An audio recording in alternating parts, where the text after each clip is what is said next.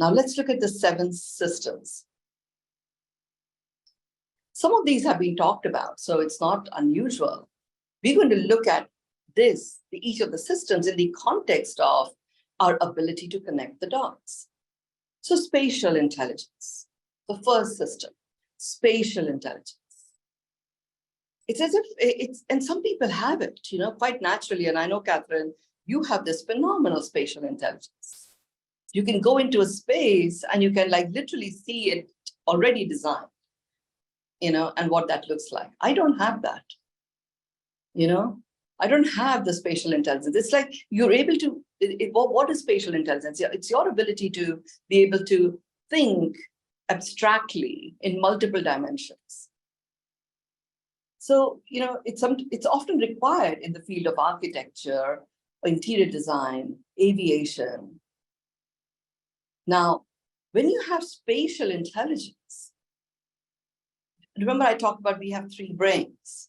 I call it the mind brain, the heart brain, and the gut brain, right? The mind brain is all about spatial awareness. Spatial awareness in the context of survival. Now, for spatial intelligence, it's a combination of the mind brain and the gut brain that work together. And where someone with the spatial intelligence, where they get really taken out of their special gift is when they lose the connection to their intuition. And they feel very pushed. So Catherine, you've designed, you have a sense of design. You design clothes, you design spaces, you design accessories, right? And when you're pushed, it has to be done by this deadline, by this deadline, by this deadline. If that connection to the intuition is disrupted, and it has a direct impact on your ability to express that spatial intelligence that you have.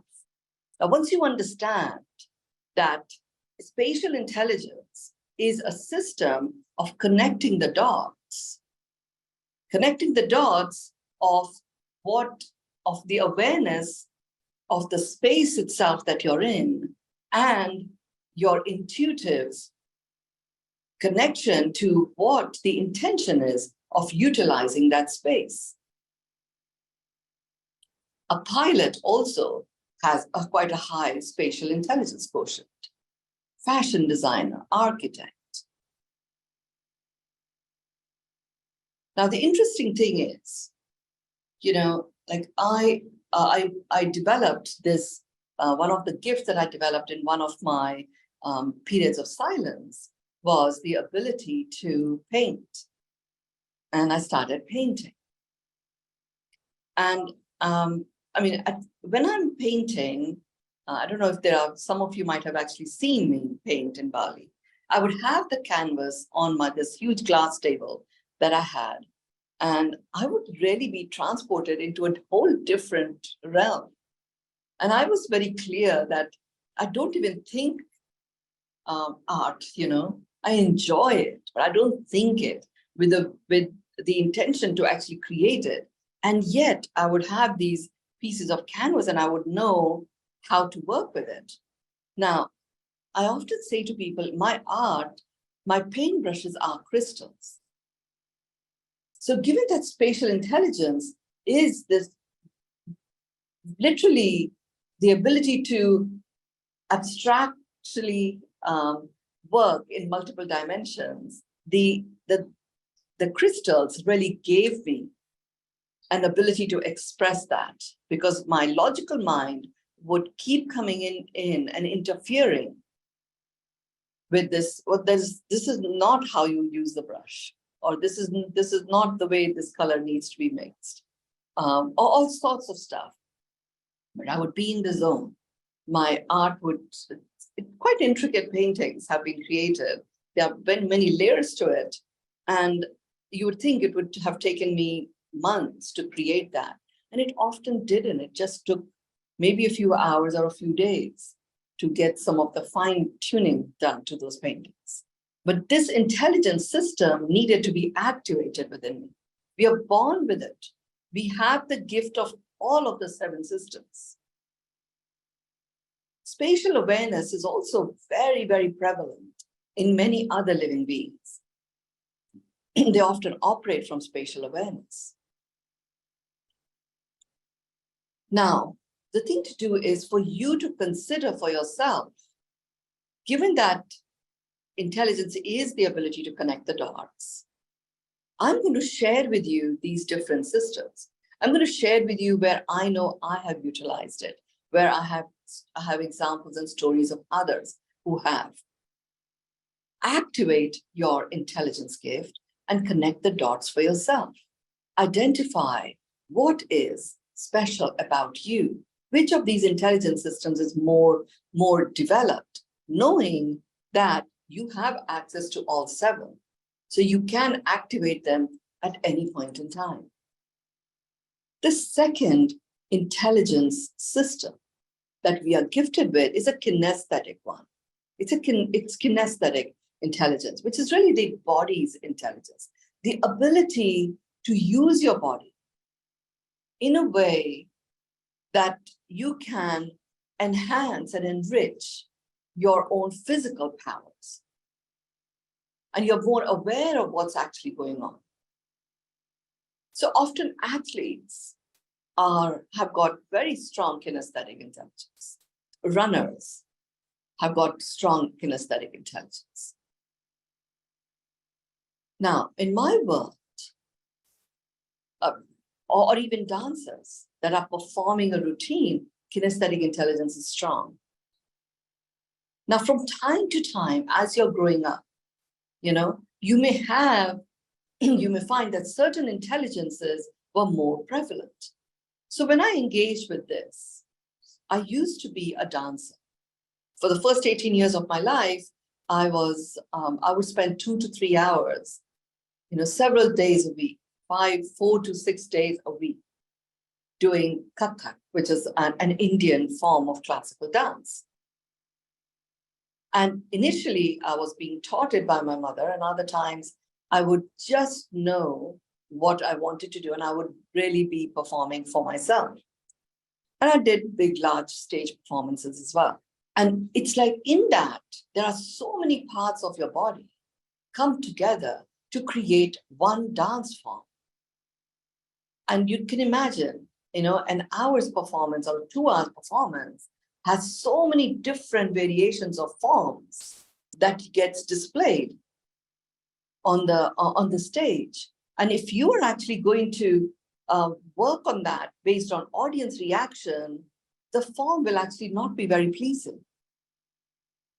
You really are working with the body's intelligence in terms of how that flow is occurring in your body, which is what brings about that beautiful, graceful representation of your body's form as you are dancing. And, often I've seen people, like my mother taught me, and she was, several decades older than me. And she looked amazing as she was dancing, even though she was so much older. And I would be, at that point, I would be really puzzled. And we had, she also ran a dance school. So there were all forms of body shapes were there. All forms of ages were there. And those that were kinesthetically intelligent, you actually didn't realize that they were fat, or thin, it didn't matter, or old, or petite, it didn't matter. It just looked beautiful. Because when you were performing, you were really applying the kinesthetic intelligence. So you can imagine this kinesthetic intelligence doesn't only apply to a dancer, a physical therapist, an athlete, even a mechanic or a builder, and even an actor often is kinesthetically very intelligent. So look at yourself. Anytime you feel any particular interruption in your body, any sort of ache, pain, or any form of even anxiety, or a buildup of anguish that leads to depression, go for the kinesthetic intelligence activation. As your body starts to get into a flow, like it's like the energy starts to move through you. And that it's kinesthetic intelligence is the most readily available way of activating many of the other intelligences that you have.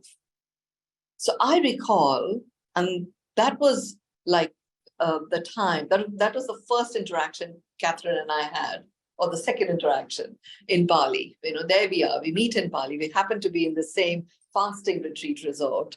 And I'm about to go to ecstatic dancing. And I asked Catherine and her sister to join me.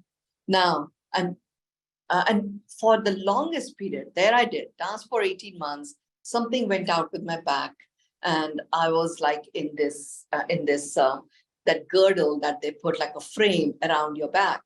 And I had that for over 2 years because my lower discs in my lumbosacral vertebra would keep slipping. So I was not allowed to dance at all.